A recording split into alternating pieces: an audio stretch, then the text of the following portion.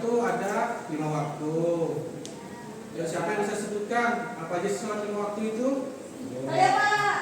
Ya, silakan, Nafifah. Ada subuh, zuhur, asar, maghrib sama isya. Ya, betul.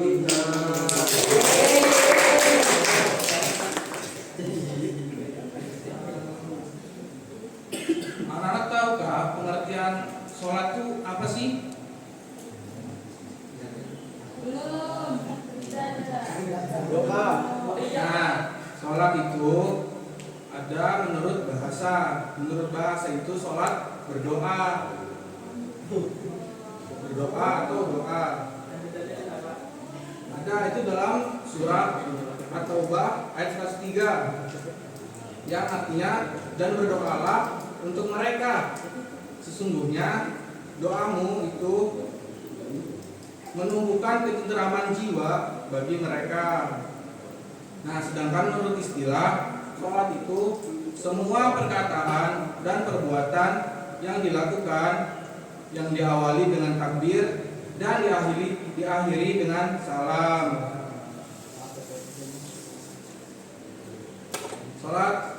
Sholat ini hukumnya wajib ya, baik laki-laki maupun perempuan yang telah balik.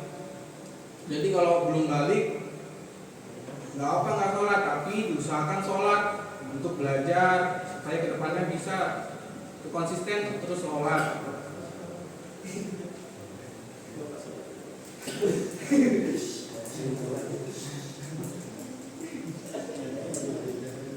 Nah, coba Bapak pengen tahu nih coba sama nih.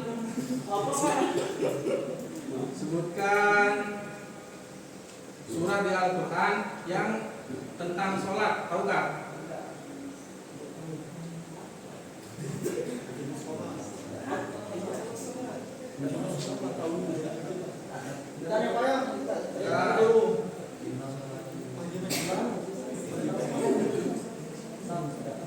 Inna sholati wa nusuki wa mahyaya wa mati lillahi rabbil alamin.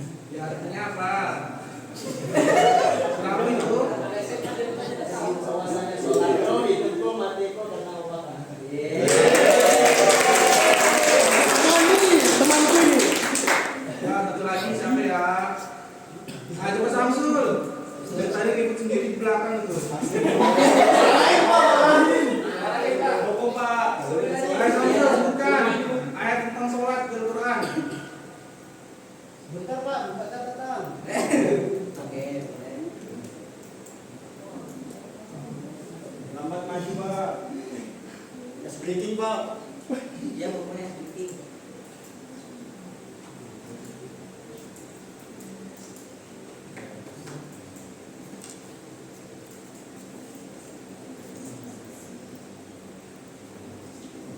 Ayo Samsul, tahu gak?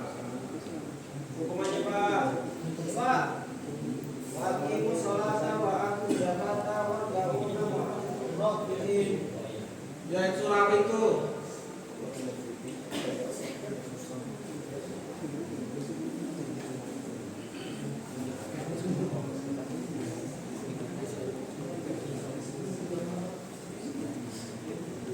Saya Samsul, surah apa itu? Al-Baqarah Pak. Al-Baqarah.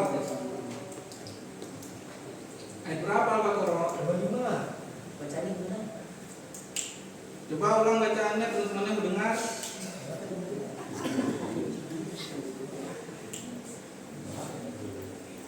Waqimu sholata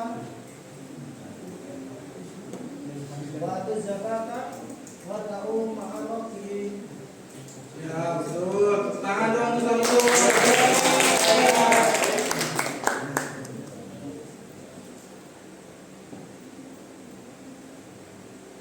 Nah, sholat itu merupakan rukun Islam yang kedua.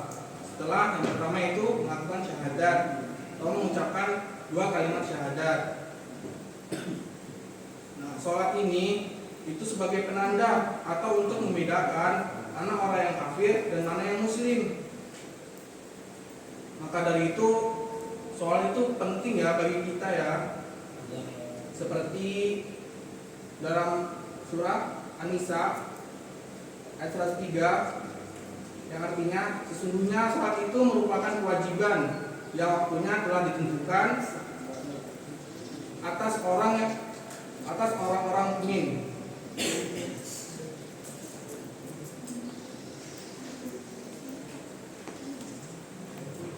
Nah, tujuan Allah menciptakan kita itu untuk beribadah dengan apa? Melakukan sholat,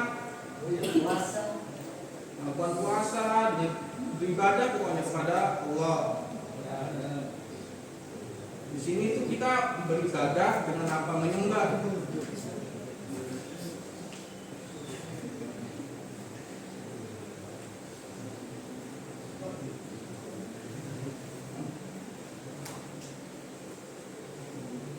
Nah, sholat itu wajib tadi ya, wajib hukumnya untuk dilakukan. Kalau nggak dilakukan, kita dapat apa kalau tidak sholat? Dosa. Jadi tadi yang tadi pagi tidak sholat subuh, dapat apa dong? Diampuni Pak, diampuni. Berdosa. Kalau nggak bodoh. Obat Pak. Belum balik Pak. Nah, jadi kalau yang melakukan sholat, berarti kita mendapat apa? Nah, betul. Sholat ini kan ya sebagai tiang agama, karena jika tiangnya roboh, maka seluruh amalan kita juga akan tidak sempurna. Nah, kalian kan sih sudah kelas 7 nih. Tahukah tata cara sholat itu bagaimana? Nggak tahu Pak. Berarti yang tadi subuh sholat, berarti tahu dong. Apa tadi yang salah?